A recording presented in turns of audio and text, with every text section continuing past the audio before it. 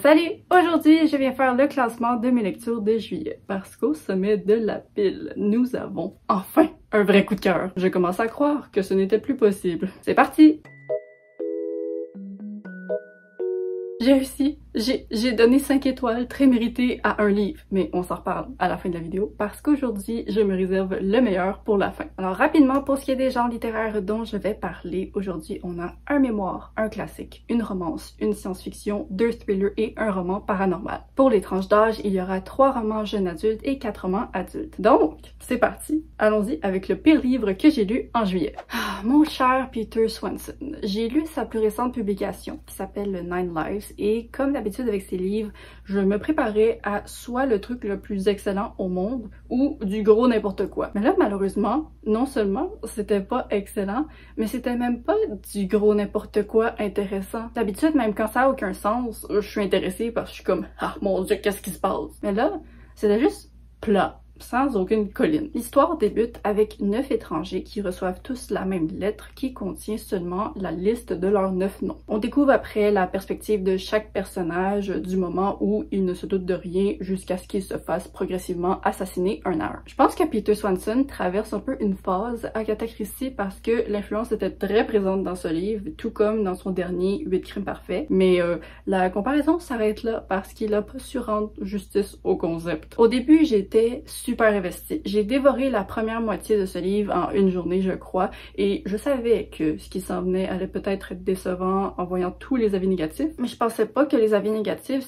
c'était parce que le livre allait faire littéralement du surplace pendant toute sa deuxième moitié. Ça progressait vraiment très peu et tout était du même ton. Il y avait pas vraiment de tension. Tout ce qu'on voulait savoir, c'est quoi le lien entre ces personnages, c'est quoi, pourquoi ils se font tuer. Là, la fin arrive, et on dit voici pourquoi les personnages se font tuer. Et là, t'es comme, ok, merci pour l'information. C'était vraiment juste comme, et voilà. Et pour qu'un thriller se termine sur un et voilà, c'est pas une bonne chose. C'est un des pires cas de et voilà que j'ai jamais vu de ma vie. Je sais pas ce qui s'est passé. D'habitude, ils amènent ça dans des directions folles. Là, c'était juste, voici votre petit déjeuner. Donc, c'est définitivement le pire Peter Swanson que j'ai lu des 6, mais ça va pas me ralentir dans mon élan de lire tous ses livres, parce que cet auteur est un peu une sorte de plaisir coupable pour moi. En tout cas, je ne recommanderai certainement pas Nine Lives pour des gens qui sont à la recherche de quelque chose, parce que peu importe ce que cette chose est, ben vous l'aurez pas. Donc voilà, 2 étoiles. Ensuite, la prochaine déception a souffert de la malédiction d'un thriller qui promet du thriller, mais en fait est juste un contemporain, mais était pas assez contemporain pour être un très bon contemporain. Il s'agit de The Push de Ashley Audrin, qui a une version française sous le titre Entre toutes les mères. Le livre débute avec une scène où une mère espionne par la fenêtre la famille de son ex-mari. Et ensuite, on assiste au début de leur relation et on découvre progressivement qu'est-ce qui s'est mal passé. Le thème principal de ce livre, c'est définitivement le lien mère-fille. La femme principale s'est fait abandonner par sa mère et sa mère s'est fait abandonner par sa mère. Donc, il y a un gros historique de relations mère-fille problématiques. Et là, elle donne naissance à une fille et elle veut désespérément être une meilleure mère que sa famille l'a été. Sauf que, il semble y avoir quelque chose qui cloche avec sa fille. Et la tension du livre, c'est ça. C'est est-ce qu'il y a réellement un problème avec cette petite fille ou est-ce que c'est le fait que sa mère est jamais véritablement capable de l'aimer qui fait en sorte qu'elle s'imagine que sa fille est un monstre? Le point fort de ce livre, c'est absolument la représentation de tout ce qui est relié au rôle d'une mère, mais surtout après l'accouchement. La dépression postpartum, la solitude, la perte d'identité. On vit vraiment cette expérience avec elle et en tant que femme qui veut pas avoir d'enfant, ben ça fait juste augmenter mon admiration pour les personnes qui doivent traverser ça. Donc si ce livre était véritablement un contemporain à propos du mariage, du fondement d'une famille, du rôle de mère, ben ça aurait pu être une très bonne œuvre. Mais ça s'est trop mélangé avec la tension de thriller qui essayait d'être bâtie et ça nous vendait une fin qui n'existait pas. Genre c'est jamais vraiment allé all the way dans le thriller, mais en même temps c'était trop thriller pour être contemporain. J'ai pas aimé ne pas savoir où me situer et la dernière phrase du livre, je sais juste pas quelle conclusion en tirer. En tout cas, c'est un 3 étoiles que je vais quand même recommander parce que je l'ai lu en 2 sessions de lecture, c'était super rapide. Je trouve ça vraiment pertinent pour tout ce qui est au sujet de la mère, de l'accouchement, blablabla, mais je conseillerais justement ce livre aux personnes qui sont intéressées à ce sujet parce que l'élément thriller en vaut pas la peine. Donc voilà, et si jamais vous choisissez de le lire, regardez peut-être les avertissements de contenu parce que ça pourrait être nécessaire. Bon, le livre en 5e position maintenant, il s'agit de Serious Moonlight de Jenn Bennett, qui est une romance contemporaine jeune adulte. Il semblerait que j'ai peut-être mal compris le résumé avant de le commencer, mais pas tout à fait mal compris parce que moi, ce que je savais, c'est que on suit une jeune fille accro aux enquêtes qui se fait engager dans un hôtel historique et va mener une enquête avec un collègue charmant. C'est vrai. C'est vrai, sauf que ce que je ne savais pas, c'est que le collègue en question, c'est l'inconnu avec qui la fille a eu une aventure d'un soir qui s'est mal terminée il y a un mois avant. Donc la romance commence et il y a des antécédents. Ça m'a pas du tout dérangé dans la manière que ça avait été fait, c'est juste que je tiens à le préciser. Encore une fois, c'est un livre que j'ai lu très rapidement et je trouve que ça a été un bon choix de lecture d'été,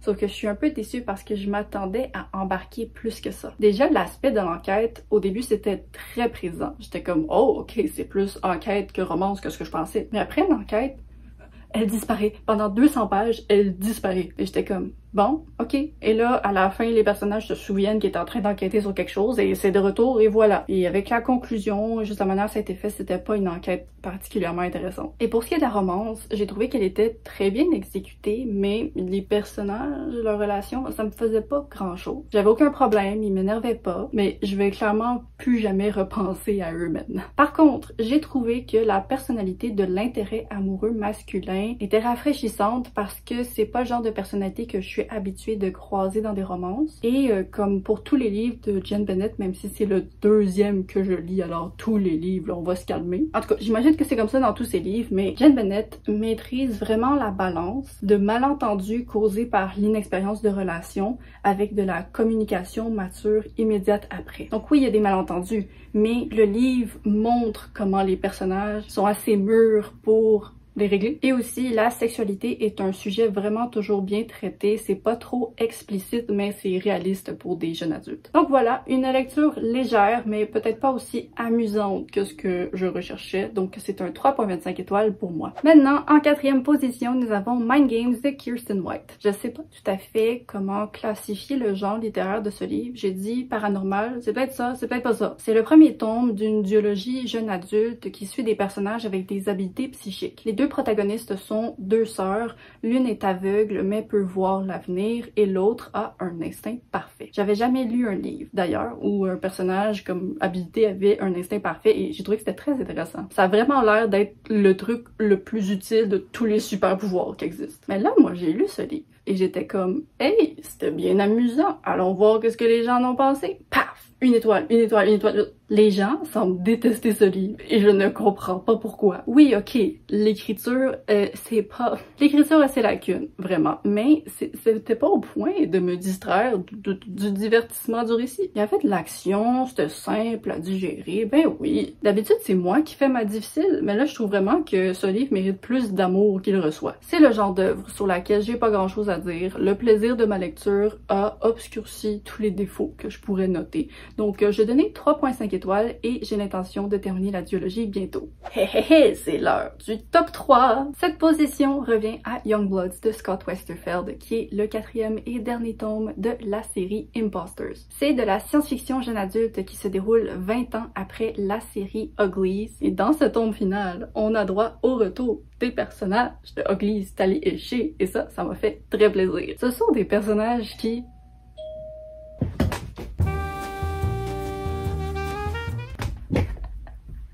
Oh my gosh, pour une fois qu'avoir l'air jeune, ça me sert. La personne qui a sonné à la porte, c'est un gars qui voulait vendre quelque chose. Puis là, il me voit, il me dit « Est-ce que je pourrais parler à tes parents? Est-ce que tes parents sont à la maison? » Ben parfait. Ok, qu'est-ce que je disais? Oui, Tali et Shay, ce sont des personnages pas tout à fait agréables. Et je sais que les gens qui ont pas du tout aimé Oclise ont même trouvé que c'était des personnages désagréables. Mais moi, j'ai eu un petit faible pour elles et j'ai été contente de constater que leur charme rude est encore présent. C'est la première fois que j'assiste à des anciens protagonistes de mon enfance qui reviennent 20 ans plus tard et qui continuent leurs activités de rebelles à 40 ans. J'ai trouvé ça très rafraîchissant. Malheureusement, pour ce qui est du livre en tant que tel, c'était le moins bon des quatre. La péripétie principale était pas la plus solide de tous les chemins que le livre aurait pu prendre et j'étais pas autant investie que pour les autres tomes. Ça reste un bon livre, c'est juste que, ça reste un bon livre. C'est en 3e position ce mois-ci, j'espère que c'est un bon livre. C'est juste que la série se termine un petit peu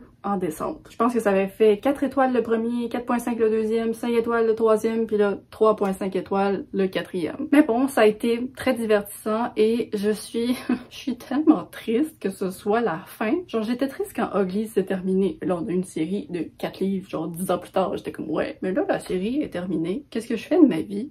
La bonne nouvelle là-dedans, c'est que j'ai enfin conclu une série. Bon, là, je vais vous parler du 2e meilleur livre que j'ai lu en juillet, mais je tiens juste à préciser que normalement, il devrait y avoir ici les 2 livres que j'ai lus dans mon vlog Enneagramme, c'est-à-dire Gone Girl et Le Chant du Rossignol. Ce sont 2 livres que j'ai appréciés assez pour qu'ils soient dans le top 3, mais je vais les exclure de ce classement aujourd'hui parce que j'en ai déjà suffisamment parlé dans mon vlog. Donc, allez voir ça pour entendre mes avis. Et donc, la 2e position revient à La Nuit de Elie Wiesel. C'est un mémoire qui raconte l'expérience de l'auteur lorsqu'il avait 14 ans et qu'il était dans un camp de concentration pendant la Deuxième Guerre mondiale. Vous devinerez donc que c'est absolument déchirant et qu'il y a beaucoup de contenu difficile à encaisser. C'est un petit livre qui se lit vraiment d'une seule traite. Je me suis allongée pour me reposer et je l'ai commencé et 2 heures plus tard, je me levais et j'avais le cœur totalement brisé. C'est difficile pour moi de critiquer un livre comme ça, je me sens pas nécessairement à l'aise de le faire parce que son but, c'est pas d'être un chef-d'œuvre de la littérature ou quoi que ce soit, c'est vraiment juste une âme qui est déversée sur la page. Donc il se trouve que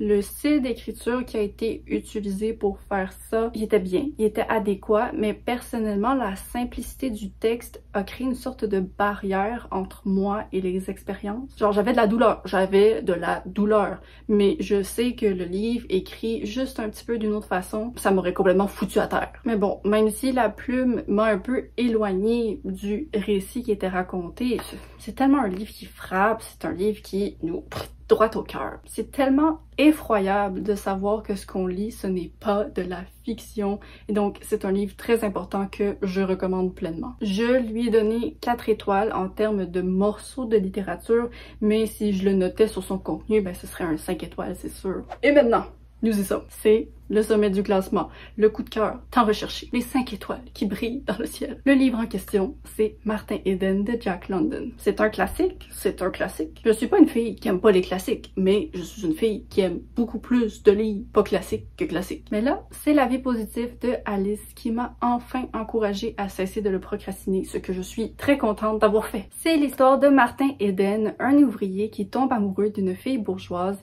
et décide qu'il doit s'instruire le plus possible pour devenir un homme assez éduqué pour elle. En cours de route, il va se découvrir une passion pour l'écriture, la littérature, la philosophie, mais plus il va se rapprocher de la bourgeoisie, plus il va en voir les défauts. Je ne sais pas comment mettre en mots la richesse de ce récit. Le personnage de Martin Eden subit une des transformations les plus fascinantes que j'ai jamais lues de ma vie. On voit l'évolution de ce jeune garçon naïf et rêveur qui se solidifie peu à peu dans ses idéaux et se rend compte que la société autour de lui qu'il souhaite désespérément rejoindre n'a en fait aucun sens. Les réflexions dans ce livre sont incroyables. Moi, je suis pas le type de lectrice qui aime beaucoup les monologues ou la philosophie très prononcée, mais là, sérieusement, chaque réflexion allait dans des directions tellement intéressantes et imprévisibles. J'étais juste là sur ma chaise à être épatée de me faire constamment surprendre par l'auteur. C'est la même chose pour le récit. Au début, ça semble être l'histoire classique du garçon pauvre que tout le monde pense qu'il est idiot, il va jamais faire rien de sa vie. Et là, paf! Il travaille fort et il leur prouve tous qu'ils ont tort. Mais ça va tellement plus loin que ça. C'est pas une romance, c'est pas l'histoire d'un héros. C'est quelqu'un qui tombe amoureux de la vie et qui se fait briser le cœur par la vie en même temps. Je pourrais parler des choses que j'aime de ce livre pendant des heures et le seul point négatif que je suis capable de les trouver, c'est qu'il a été publié en 1905 et donc il y a des commentaires par-ci par-là basés sur des préjugés racistes. Mais encore là, j'ai lu des livres publiés en 2010 qui étaient pires que ça, donc pour l'époque, c'est pas si surprenant. Niveau classique, c'est un livre qui se lit très bien parce qu'il y a beaucoup de dialogues et personnellement, je l'ai écouté en livre audio en français pour la première fois, dans le sens que c'était le premier livre audio français que j'écoutais de ma vie. Et je recommande l'expérience, c'était très bien. Et j'ai tellement aimé ce que Jack London a fait avec ce livre et je pense que je me souviendrai à jamais de la dernière phrase du récit. C'est sans aucun doute un 5 étoiles et vous le reverrez certainement au sommet de ma liste de 2022. Je commençais à me dire que c'était moi le problème sûrement parce que j'arrivais pas à trouver de coup de cœur. Mais là, ce livre m'a prouvé que mon cœur existait encore, il était capable de battre pour un livre. Donc voilà, 5 étoiles, 5 étoiles. Et donc c'est ce qui résume mes lectures de juillet. J'aimerais savoir dans un commentaire, est-ce que vous avez réussi à trouver un coup de cœur en juillet? J'espère que oui, et si c'est pas le cas, ben je vous le souhaite pour le mois suivant. Je vous remercie d'avoir regardé cette vidéo. N'hésitez pas à vous abonner pour ne pas manquer la suivante. Je poste les vendredis à 10h30 pour le Québec et 16h30 pour la France. Bye bye!